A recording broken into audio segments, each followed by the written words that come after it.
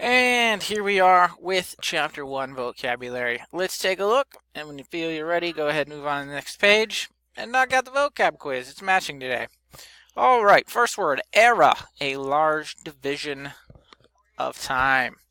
Archaeology, the study of objects to learn about past human life. Artifact, an object made by people, like these sweet hammers here.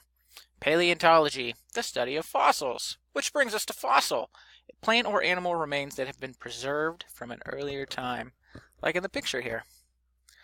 Anthropology is the study of human culture and how it develops over time.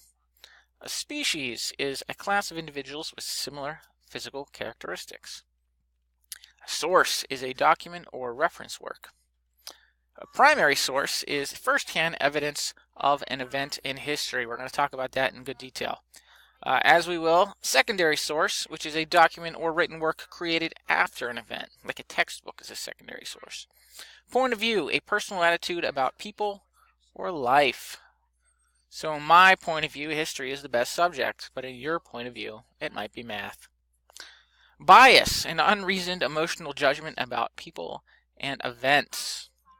Talk a lot about bias in the news these days. Alright, credentials, something that gives confidence that a person is qualified for a task. For example, I majored in history and education, so I have good credentials for teaching history. Plagiarize means to present someone's work as your own without giving that person credit. Alright, after that, we have our happy little quiz here. The due date, I believe, is the 18th. So you want to have it done by then, on the 18th. Yep. You have 2 attempts. So if you want to shoot for perfect, here's what it looks like. A little matching quiz. That's all for today. Tomorrow we move into lesson 1. Have a good day, alright? Let me know if you need anything.